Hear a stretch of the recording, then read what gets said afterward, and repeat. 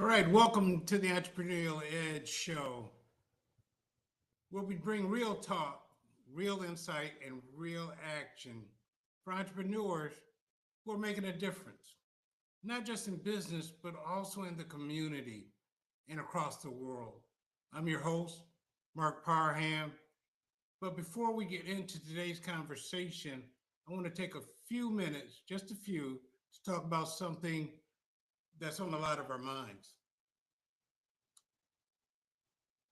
especially small business owners, especially Black owned small business owners or diverse business owners and community leaders. We're all navigating one of the most unpredictable times we've seen in years. Inflation, political uncertainty, tech changing by the minute, new AI tools coming out every minute. And we have pressure to survive, to grow, and to lead with purpose. But let me be clear, the game is changing. It's no longer just about making money, it's about making an impact. It's about scaling smarter, connecting globally, and leading with legacy. The message is especially important for Black entrepreneurs. We build under pressure with fewer resources and less access and with more at stake, but still we rise. And now it's time to expand our mindset. No more small thinking, no more limited vision. We have to start thinking global. And that brings me to today's guest, Ambassador Waleed Shamsuddin. He's doing the work of building bridges between communities and countries and generations. He's leading delegations to Morocco, Qatar, and Senegal. He's launching businesses abroad. He's linking HBCUs to global opportunities. And he's proving that legacy starts with service. So today, I want you to listen, not just as an entrepreneur, but as a visionary. He's a leader, as someone who's ready to take your purpose beyond borders. But because this show isn't just about business, it's about purpose, it's about power, it's about your edge. So let's get into it after this break.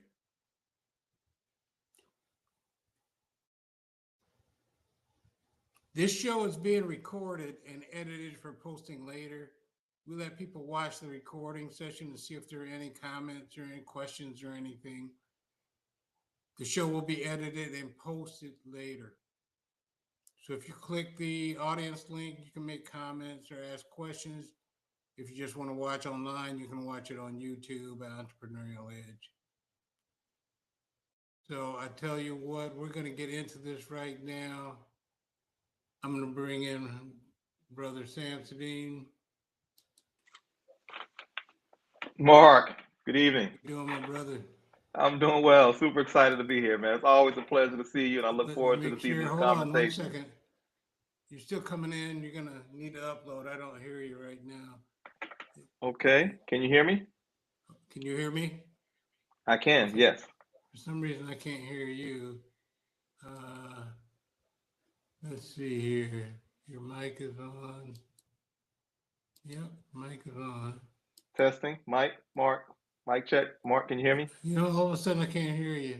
Uh, Hold on. I'm out the earpods and see if it's any better. no, can't hear you.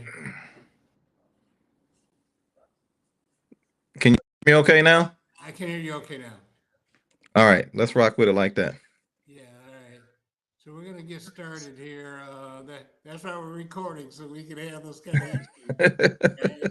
So I tell you what, to get started, I really want to talk about who you are and all the work you're doing. I went down quite a list of things like that, but let's start with your story. Who is Waleed Samsonine and what drives your mission?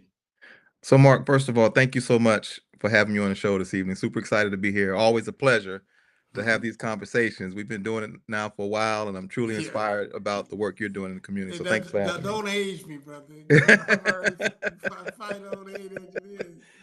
But But for me, I'm a second generation entrepreneur, grew up in a family of entrepreneurs. And one thing that I've learned that entrepreneurship is about service. You know, you often hear finding a solution to a problem is what creates entrepreneurs, but also moving with a sense of service and in entrepreneurship has opened up doors all over the world. You'd be surprised. I was watching, doing some research and saw something on Facebook. It went something like, you know, for every dollar you give away, you know, it comes back five, six, sometimes 10 times more. It comes back.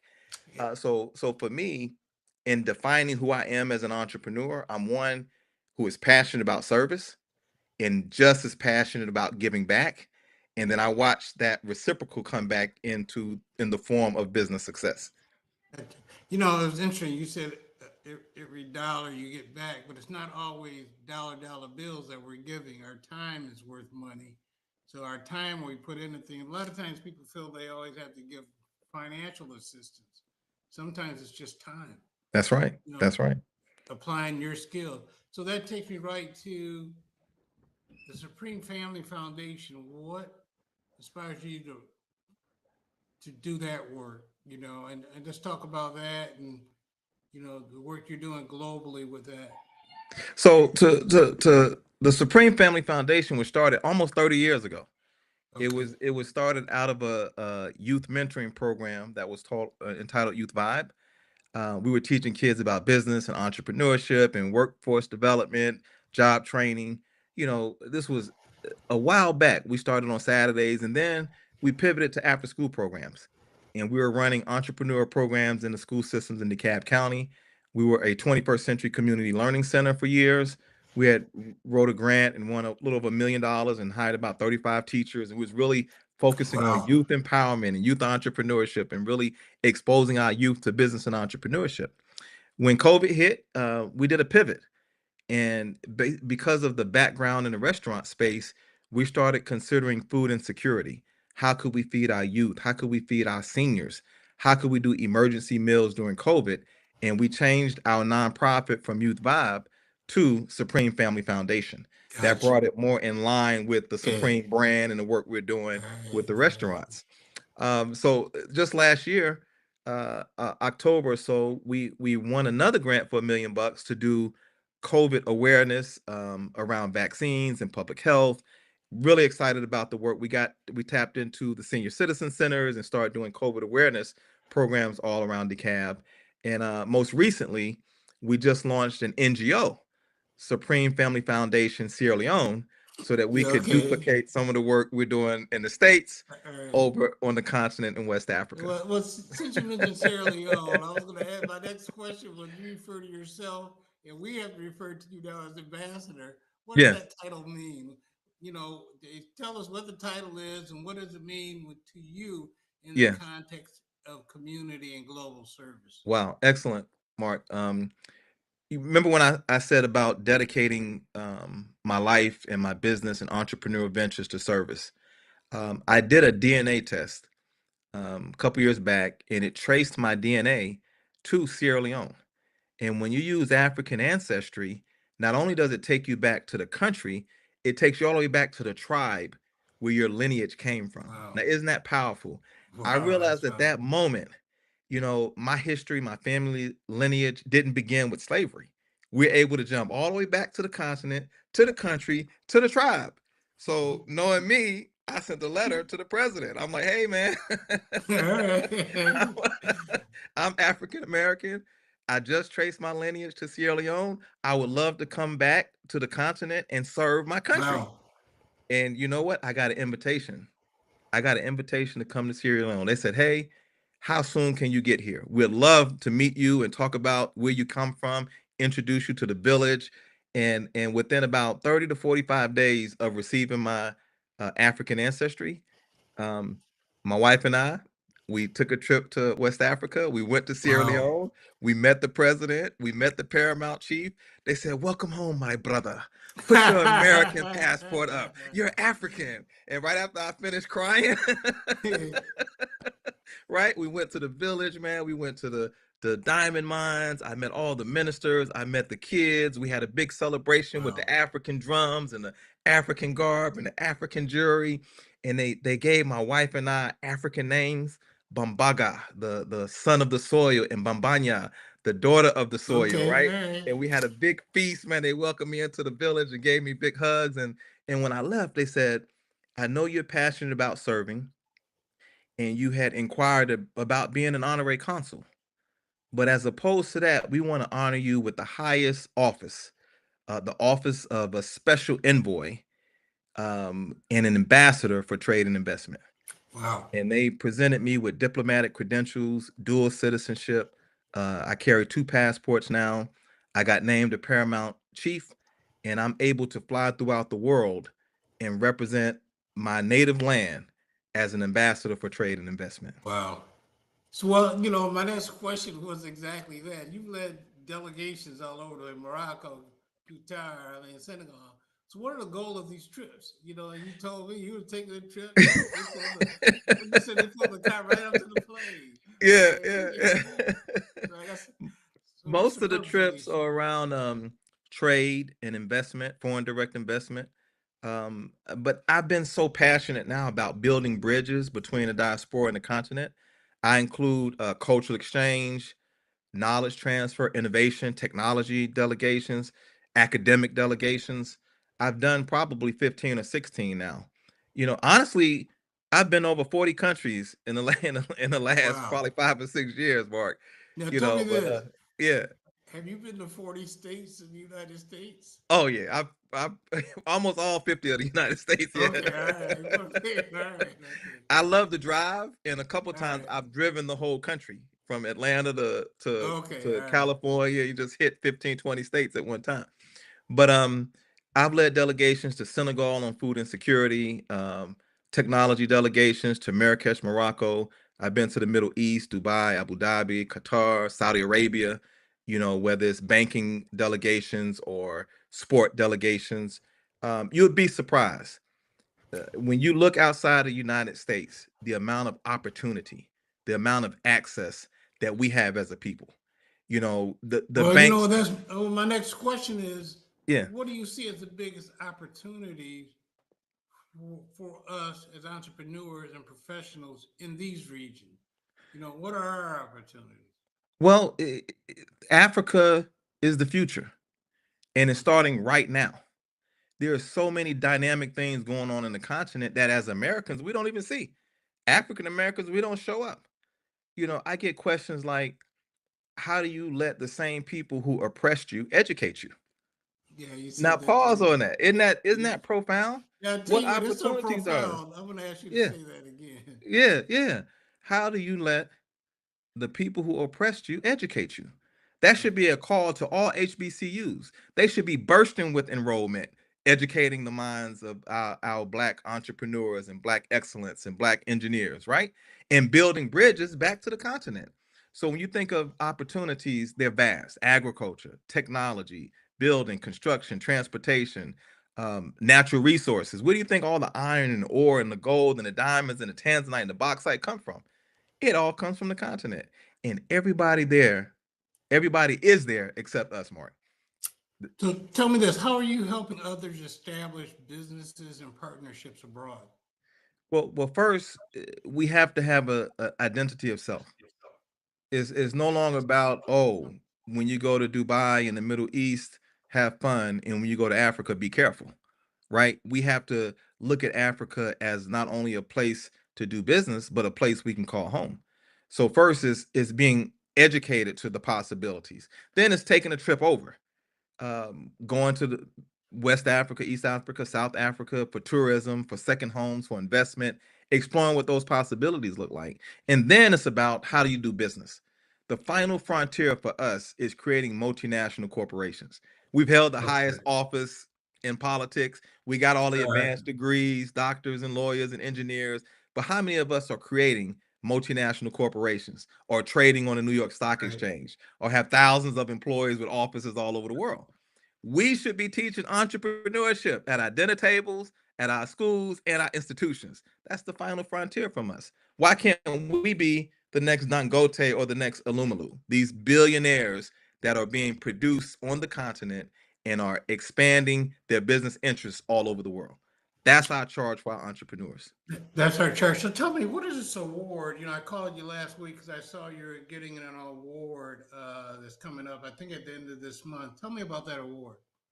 Yeah, the DCMA awards are highlighting and honoring me for the work I've done as an ambassador for trade and investment for Sierra Leone, leading delegations, promoting the diaspora throughout the region, and really building on the continent. I've set up offices in Sierra Leone. I have a tech company on the continent. I set up an NGO on the continent, and I'm focusing on building the brothers and sisters here in the diaspora with those on the continent. So they're honoring me and acknowledging the work and asking me to share a little bit about the work I'm doing and continue to inspire others to look at ways to engage with the continent. What's the date of that event? That's this Saturday. I believe it's the 9th. Take a quick Yeah, I look think here. so. Yeah. I think it's coming up. Yeah. August 9th at All right. 6 o'clock. Okay. Yeah. All We're right. super excited about that. They're honoring a know few you people are. and we're going to celebrate. So let's take a pause real quick, just to break. 2, 3, 4, 5. Okay. So let's talk about, you mentioned earlier, you talked about HBCUs and their role in our lives.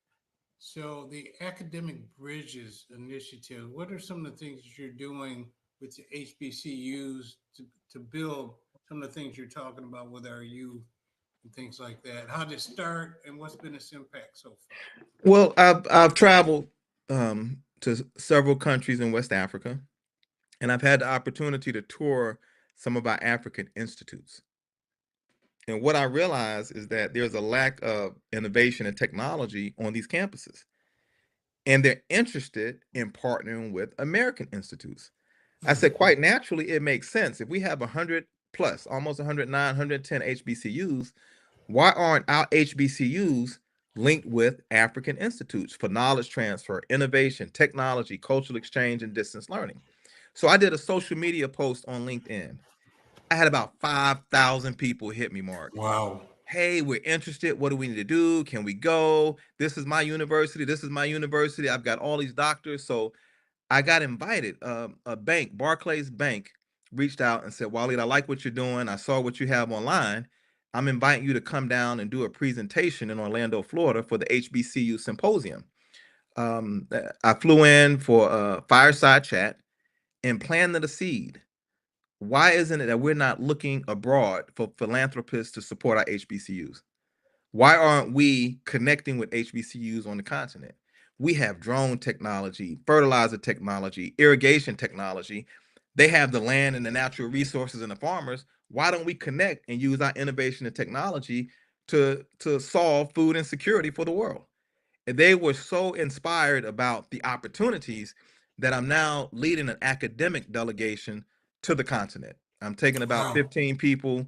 These will be presidents of HBCUs, deans of agriculture and technology to join me on a delegation to West Africa. Why is it important for them to have this international exposure and access? Well, one, you got 54 countries on the continent. Africa is not a country, it's a continent. And each one of those countries have universities governed by, run by, and attended by people who look like us. If we have enrollment problems, we should be recruiting from abroad. For our sports, I mean, there are some amazingly athletic people on the continent. As you know, Kenya is winning Olympics and Senegal, they work out every day. Hey, our Right. sports program, we can be recruiting from Africa. Look, if the Okay. Asians are there, the Russians are there, the Europeans are there, why aren't we there? Exploring possibilities to connect and engage. And that charge is for our HBCUs as well. All right. So let's move into here. We're talking about community service and legacy. Yes. Okay. Because you come from legacy. All right. So when you talk about creating legacy through service, what does that mean to you personally? One is introducing opportunities, whether they're for profit or nonprofit, LLCs or 501c3s, that creates jobs and opportunities for our community that can sustain throughout time. If we're not passing down assets, properties, businesses, what are we doing? There was a time that every time somebody passed, as a community, we struggle to pay for a funeral. That's an issue. That's a problem. We That's a should be problem. passing down art collections and car collections and commercial real estate buildings and houses and assets So the next generation becomes those of trust fund babies, right? We haven't hit that generation yet where our kids No, are yeah, trust fund babies. But if we can sacrifice our time, 30, 40 years to build something special, our grandbabies will be thanking us later.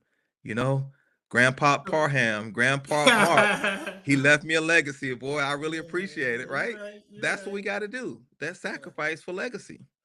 So tell me this: how do the programs at the Supreme Family Foundation connect to local service with your global vision? How are you making that connection? Yeah, it's quite interesting. Over the years, we've been around now 30 years. Every 10, 12 years, the mission and the vision tweaks a little bit. We started off with entrepreneurship and youth job readiness, then we pivoted to food insecurity, and now we're dealing with public health. But we have aligned our foundation with the United Nations Sustainable Development Goals. And if you look at these are goals that the whole world, from an NGO and a nonprofit, are pursuing to solve world problems. We're now focusing on two or three initiatives, one being public health, eradication of disease, empowering and educating minorities about public health, two, food insecurity, feeding our people, right? Domestic and abroad. Even when we were down in Mexico, we started with service and supporting the Mexican community. And then Right. third is education. How do we continue to empower ourselves? Mark, you'd be surprised, man. When you travel and you look at the world from different optics.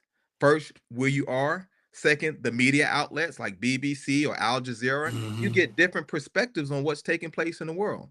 There are other banks outside of Bank of America and Wells Fargo. What about the Islamic Development Bank or Import Export Bank or the Qatar Fund for Charities? There's all these opportunities for us to engage globally. But if we only have a mindset on America, we're missing the rest of the world. America's small percentage, what, 400 million people out of 6 billion? One country out of all the countries in the world. We have to expand our mind, our vision, our thoughts, and our opportunities to engage as global citizens. And part of that is becoming a dual citizen, tracing Right. our DNA, traveling the Right. world, and putting our children in a better position to be successful. Gotcha. So, I want to move one more topic, then we can try to wrap. But entrepreneurship and future vision. What advice do you give to entrepreneurs looking to expand their vision beyond U.S. borders? Well, one, I What would can they say be doing? I would find a great mentor. I was on Facebook and I saw that Tony Illumalu launched a foundation and funded it with $100 million. And I said, wow, that's that's powerful. But I didn't believe it. Here's another Nigerian doing stuff with hundreds of millions of dollars. So I flew over. I said, hey, I'm gonna give me a buddy pass, go to Nigeria, right? Not with a lot of money, and just see what these possibilities are. Now, Mark, could you imagine if our billionaires, Bob Johnson, Oprah Winfrey, Michael Jordan, all these came together and said, we're going to put up $100 million for African American entrepreneurs and support them in businesses. We have to find good mentors, good government contracts, good business coaches to help us develop our skill set in business so that we can scale and become more successful. It takes Right. mentors and it takes access to capital. And we as a people, we can solve that. There are enough millionaires and billionaires in the United States that can solve that for those of us who have smaller business interests. Wow. So, I have a question that came in on the chat. I don't know if you can see it. They'd love to hear more about the tech company. SM Tech is a cybersecurity AI digitization company that we launched in Sierra Leone. We did a partnership with Cisco Systems, and they granted us exclusive distribution rights for 4 West African nations. We attended a conference in Morocco, and we were there with, I don't know, 20,000 other tech companies and funders Hmm. looking to explore possibilities in Africa. We've developed some consultants throughout the world that are helping us to scale that through government contracts with the World Bank, Islamic Development Bank, and others who are looking to bring innovation and technology into the continent. We believe it'll be a hub for digitization, cybersecurity, and AI throughout that West African region. Yeah. So, I tell you what. What's next for the Supreme Family Foundation over the next 12 months? Over the next, kind of give me a rundown. Well, I'm gonna hold you to it. yeah, no Um, worries, no worries. What we're focusing on right now is leveraging grant dollars and government contracts. We just put a bid together for the Tony Alumelu Foundation. They want to do white papers and case studies in 10 African Francophone nations. So we want to first win that RFP and then send a team to research green energy companies and develop white papers and case studies that we can teach the next generation of entrepreneurs how to launch green companies. We also wrote a couple of grants for research here in the U.S., and we're looking to expand our food services through Meals on Wheels and government contracts around feeding seniors, over the next 12 months. We currently feed all the seniors at DeKalb. We run 5 senior Well, citizen centers, speaking and of we do feeding, delivery bills. speaking of feeding, I did save half of that sandwich you had your wife see last week, so I can Yeah, eat it later on that yeah. night. Oh But I man, really want to try that other sandwich you had yes. on the truck. I Any don't any know. day, any day. We have our food truck out daily, so All come check us right. out. No problem. So tell me this: how can people connect with you or get involved with your work? Yeah, I would say LinkedIn. My name Wally Shamsuddin on the LinkedIn platform, and of course I'm on IG, The Supreme Burger or WS Dean, and then we have our website under the Supreme brand, SupremeFoodsWorldwide.com. Social Now, media, website, or LinkedIn. okay, so I'll post a lot of this stuff when I do the edit for the show and we do the final posting, but I do have one last question for you. If you could leave our listeners with one message about purpose, legacy, or leadership, what would it be? I would say move without fear, Wow. and move without money. Don't let Okay. money keep you from doing the things that you want and desire to do.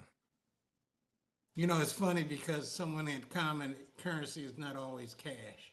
Right. You know, it's not the only currency that we're using. So I tell you what, man, we kind of zip through this, but I want to thank everybody for tuning in. I've gotten messages in the chat. I haven't done use this platform before, so it's kind of cool. I don't because people can chat. They could actually ask to come into the show if Oh they wow. wanted to, Yeah. but we didn't have anybody do that tonight. But hopefully in the future we can. But I want to thank you for taking the time to come out and I'm so impressed with everything that you. You know what? I am not going to end this show without you. I want you to talk about your family, your wife, and Yes, yes, you know, yes. even though I'm going to have her on the show by herself, I Yes. hope we got that clear. It ain't going Yes. to be you and her. It's just going to be her. Right, right, Okay. right. But tell me what she has going on. What did I go to the other day? Matter of fact, I had the book back here. About the book that Yes, she had. yes. Maya's Enchanted Garden. Yes. My wife, Talk about that for 1 second. she's an entrepreneur as well, more of a social entrepreneur. She has a consultancy that works with high net worth individuals. She's a ghostwriter. She's a researcher. She's recently authored 2 children's books. One that you just came out for the book signing and the fireside chat.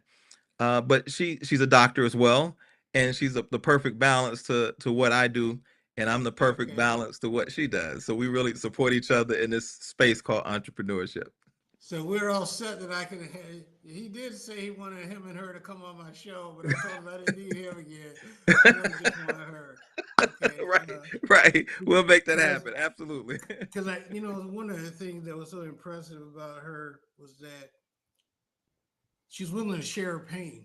Right. Okay, and that's something that's big.